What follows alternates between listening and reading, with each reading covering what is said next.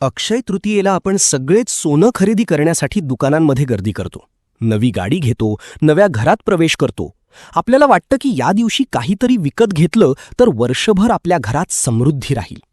पण तुम्हाला माहितीये का, या दिवशी तुम्ही लाखो रुपयांचं सोनं खरेदी करूनही तुमचं भाग्य बदलणार नाही, जर तुम्ही ती एक चूक करत असाल. किंबहुना अक्षय तृतीयेच्या दिवशी नकळत केलेली ही एक चूक तुमच्या हातातून सगळं काही हिरावून घेऊ शकते. आणि दुसरीकडे 1 रुपयाही न खर्च करता केवळ एक विशिष्ट कृती करून तुम्ही असं काही मिळवू शकता जे कुणीही तुमच्याकडून कधीच हिरावून घेऊ शकणार नाही. आजचा हा प्रवास फक्त सणाचा नाही, तर तुमच्या संपूर्ण आयुष्याला अक्षय करण्याच्या एका प्राचीन रहस्याचा आहे. आज आपण ती गोष्ट जाणून घेणार आहोत जी तुम्हाला आजवर कुणीही सांगितलेली नाही. नमस्कार मित्रांनो. 3.5 मुहूर्तांपैकी एक पूर्ण आणि अत्यंत शुभ मुहूर्त म्हणजे अक्षय तृतीया. हिंदू पंचांगानुसार वैशाख महिन्यातील शुक्ल पक्षातील तृतीयेला हा सण साजरा केला जातो. पण या सणाचा खरा अर्थ काय आहे? अक्षय या शब्दाची जर आपण फोड केली तर म्हणजे नाही आणि क्षय म्हणजे नाश. ज्या गोष्टीचा कधीही नाश होत नाही, जी गोष्ट कधीही संपत नाही, जी चिरंतन आहे, ती म्हणजे अक्षय. आपण सगळेच आजकाल अशा गोष्टींच्या मागे धावतोय ज्या आज आहेत आणि उद्या संपणार आहेत. भौतिक सुख, पैसा, गाड्या या सगळ्यांचा कधी ना कधी क्षय होणारच आहे.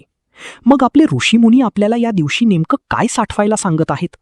या दिवशी असा कोणता खजिना मिळवायचा आहे जो कधीच रिकामा होत नाही?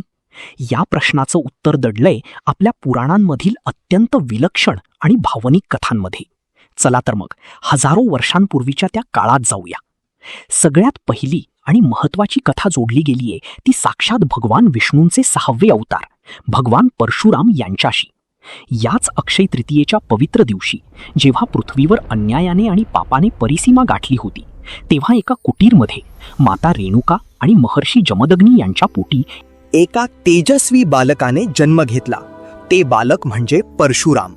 परशुरामांचा जन्म हा केवळ एका व्यक्तीचा जन्म नव्हता, तर तो अन्याय संपवणाऱ्या एका अक्षय शक्तीचा उदय होता.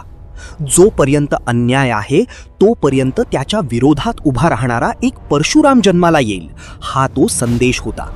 त्यामुळेच या दिवसाला परशुराम जयंती म्हणूनही अत्यंत भक्तिभावाने पूजलं जातं. पण मित्रांनो, मला तुम्हाला महाभारतातल्या एका अशा प्रसंगात घेऊन जायचं आहे जिथे अक्षय या शब्दाचा खरा आणि अत्यंत भावनिक अर्थ लपलेला आहे. वेळ होती वनवासाची.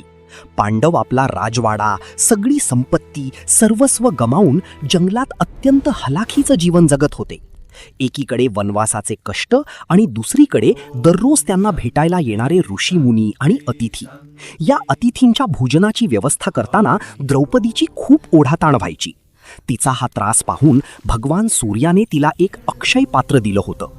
या पात्राचं वैशिष्ट्य असं होतं की जोपर्यंत द्रौपदी स्वतः जेवत नाही तोपर्यंत त्या पात्रातून कितीही लोकांना जेवण दिलं तरी ते संपत नसे. एकदा महर्षी दुर्वास आपले 10,000 शिष्य घेऊन पांडवांच्या कुटीत आले आणि त्यांनी भोजनाची इच्छा व्यक्त केली. पण दुर्दैव असं की त्या दिवशी द्रौपदीचं जेवण नुकतंच पूर्ण झालं होतं. आता त्या अक्षय पात्रात अन्नाचा एकही कण उरला नव्हता. दुर्वास ऋषी म्हणजे रागाचा दुसरा अवतार. जर त्यांना आणि त्यांच्या शिष्यांना जेवण मिळालं नाही तर ते पांडवांना भस्मसात करतील असा शाप नक्की देणार हे द्रौपदीला माहीत होतं. ती अत्यंत घाबरली. तिच्या डोळ्यांतून अश्रू वाहू लागले. जंगलाच्या त्या एकांतात ती हतबल स्त्री आता कोणाकडे मदत मागणार? जेव्हा सगळे मार्ग बंद होतात तेव्हा माणूस एकाच शक्तीला हाक मारतो. द्रौपदीने डोळे मिटले आणि अत्यंत आर्त सादेने आपल्या सख्याला, आपल्या भावाला, भगवान श्रीकृष्णाला हाक मारली. हे गोविंदा, हे मधुसूदना, धावून ये, आज तुझी बहीण संकटात आहे. आणि काय आश्चर्य, भक्ताची हाक ऐकून भगवान श्रीकृष्ण तिथे प्रकट झाले. पण ते स्वतःच भुकेले होते. त्यांनी द्रौपदीकडे खायला मागितलं. द्रौपदी रडत म्हणाली, केशवा, इथे एक दाणाही नाहीये आणि तू माझ्याकडे जेवण मागतोस? कृष्णाने हसून ते रिकामं अक्षय पात्र स्वतःच्या हातात घेतलं. त्या पात्राच्या एका कोपऱ्यात भाजीचं एक छोटंसं पान आणि अन्नाचा एकच कण चिकटलेला होता. श्रीकृष्णाने तोच अन्नाचा कण अत्यंत प्रेमाने आपल्या तोंडात टाकला आणि तृप्तीचा ढेकर दिला. आणि चमत्कार असा झाला की तिकडे नदीवर अंघोळ करत असलेल्या दुर्वास ऋषींच्या आणि त्यांच्या 10,000 शिष्यांच्या पोटात अचानक अन्नाचा घास न घेताच तृप्तीची भावना निर्माण झाली. त्यांचं पोट गच्च भरलं आणि ते तिथूनच निघून गेले. मित्रांनो, या कथेचा अर्थ काय आहे? अन्नाचा तो एक कण म्हणजे अक्षय भक्ती. जेव्हा तुमच्याकडे भौतिक संपत्ती नसते, जेव्हा तुमची तिजोरी रिकामी असते, तेव्हा तुमच्या अंतःकरणात असलेली श्रद्धा, ईश्वरावरचा तो अढळ विश्वास, हा तुमचं अक्षय पात्र बनतो, जे कधीही तुम्हाला उपाशी झोपू देत नाही किंवा कधीही संकटात पडू देत नाही. आता तुमच्या मनात प्रश्न येईल की धार्मिकदृष्ट्या हा दिवस इतका महत्त्वाचा आहे, पण याला काही शास्त्रीय किंवा खगोलशास्त्रीय आधार आहे का? तर हो, नक्कीच आहे. भारतीय पंचांग हे अत्यंत वैज्ञानिक पद्धतीने बनवलेलं आहे. अक्षय तृतीयेच्या दिवशी सूर्य आणि चंद्र हे दोन्ही ग्रह त्यांच्या उच्च राशीत म्हणजेच त्यांच्या सर्वोच्च तेजावर असतात. सोप्या भाषेत सांगायचं तर या दिवशी निसर्गातील सकारात्मक ऊर्जा तिच्या सर्वोच्च शिखरावर असते. म्हणूनच या दिवशी कोणतंही शुभकाम सुरू करण्यासाठी पंचांग किंवा मुहूर्त बघायची गरज लागत नाही. हा संपूर्ण दिवसच एक स्वयंसिद्ध मुहूर्त आहे. मग या ऊर्जावान आणि शुभ दिवशी आपण नेमकं काय करावं, ज्याला आपण डूज म्हणतो? आपल्याकडे एक प्रथा पडून गेलीये की अक्षय तृतीया आली की सोनाराच्या दुकानात जायचं आणि सोनं घ्यायचं. सोनं घेणं शुभ आहेच, कारण ते समृद्धीचं प्रतीक आहे. पण आपल्या शास्त्रामध्ये अक्षय तृतीयेला सोन्यापेक्षाही एका दुसऱ्या गोष्टीला सर्वात जास्त महत्त्व दिलं आहे, आणि ती गोष्ट म्हणजे दान. वैशाख महिना हा कडक उन्हाळ्याचा महिना असतो. अशा वेळी तहानलेल्या जीवांना पाणी पाजणं हे जगातलं सर्वात मोठं पुण्य मानलं गेलंय. म्हणूनच या दिवशी उदक कुंभदान म्हणजे पाण्याने भरलेला मातीचा माठ, त्यात वाळा टाकून सोबत आंबे किंवा कलिंगड यांसारखी फळे दान करण्याची अत्यंत सुंदर प्रथा आपल्याकडे आहे. यामागे निव्वळ धार्मिक नाही, तर एक अत्यंत व्यावहारिक आणि माणुसकीचा दृष्टिकोन आहे. या दिवशी आपण जप, तप, मंत्रपठण आणि गरिबांना अन्नदान केलं पाहिजे, कारण तुम्ही दिलेलं दान हे तुमच्या पुण्यकर्माच्या बँक अकाउंटमध्ये अक्षय स्वरूपात जमा होत असतं. पण आता वळूया त्या सर्वात महत्त्वाच्या मुद्द्याकडे, जो मी सुरुवातीला बोललो होतो. या दिवशी काय करू नये, कोणत्या चुका टाळाव्यात. मित्रांनो, अक्षय तृतीयेच्या दिवशी कधीही आपल्या घरात ईर्ष्या, राग किंवा भांडणतंटे होऊ देऊ नका. ज्या घरात कलह असतो तिथे माता लक्ष्मी कधीही वास करत नाही, मग तुम्ही कितीही सोनं विकत आणलं तरीही. दुसरी सर्वात मोठी चुकीची श्रद्धा म्हणजे कर्ज काढून किंवा EMI वर सोनं खरेदी करणं. अनेक लोक केवळ शुभ आहे म्हणून स्वतःच्या खिशाला न परवडणारी खरेदी करतात आणि नंतर वर्षभर आर्थिक तणावात जगतात. हे पूर्णपणे अशास्त्रीय आणि चुकीचं आहे. शास्त्र सांगतं, तुमच्याकडे जेवढी ऐपत आहे त्यानुसार वागा. तुम्ही या दिवशी 1 रुपयाची खरेदी केलीत किंवा केवळ एक तुळशीचं पान देवाला अर्पण केलं तरीही त्याचं फळ तेवढंच मिळतं.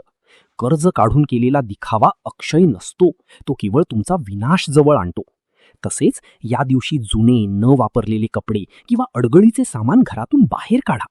जुनी नकारात्मकता बाहेर गेली तरच नवीन सकारात्मकता आत येईल ना. मित्रांनो, व्हिडिओच्या शेवटी मी तुम्हाला एक गोष्ट सांगू इच्छितो. आपण आयुष्यात खूप धावपळ करतो. घर, गाडी, बँक बॅलन्स हे सगळं मिळवण्याच्या नादात आपण जगायलाच विसरून जातो. पण एक सत्य कधीच विसरू नका, जेव्हा आपण या जगातून जातो तेव्हा सोबत एक सुई सुद्धा घेऊन जाऊ शकत नाही. मग अक्षय काय राहतं? अक्षय राहतात ती तुम्ही लोकांशी जोडलेली नाती. अक्षय राहतात ते तुम्ही निस्वार्थ भावनेने कोणाला तरी दिलेले आधाराचे 2 शब्द. अक्षय राहते ती कोणाच्या तरी डोळ्यातून तुम्ही पुसलेली अश्रूंची धार. खरा खजिना बँक बॅलन्समध्ये नाही, तर आपण आयुष्यात कमावलेल्या लोकांच्या दुआंमध्ये आहे. या अक्षय तृतीयेला भौतिक सोन्यासोबतच माणुसकीचं आणि चांगल्या विचारांचं सोनं नक्की लुटूया. तुमच्या मनातले राग, द्वेष आजच सोडून द्या आणि प्रेमाची एक नवी अक्षय सुरुवात करा. जर तुम्हाला आजचा हा विचार, ही माहिती खऱ्या अर्थाने पटली असेल, तुमच्या हृदयाला स्पर्श करून गेली असेल, तर हा व्हिडिओ फक्त तुमच्यापुरता मर्यादित ठेवू नका. आपल्या कुटुंबासोबत, मित्रपरिवारासोबत हा व्हिडिओ नक्की शेअर करा. कारण चांगल्या विचारांचं दान करणं हे देखील या अक्षय तृतीयेच्या दिवशी केलेलं एक मोठं पुण्यकर्मच आहे. तुम्ही जर चॅनलवर नवीन असाल तर अशाच मनाला प्रगल्भ करणाऱ्या आणि डोळे उघडणाऱ्या विषयांसाठी आत्ताच सबस्क्राईब बटन दाबा आणि बेल आयकॉनवर क्लिक करा, जेणेकरून आपले हे विचारांचे ऋणानुबंध असेच अक्षय राहतील. शेवटी जाता जाता एवढंच सांगेन, कर्माचे बीज पेरा असे, ज्याला सत्याचे खतपाणी असावे. तुमच्या आयुष्यातील सुखांचे भंडार सदैव अक्षय राहावे. खूप खूप धन्यवाद. अक्षय रहा, आनंदात रहा.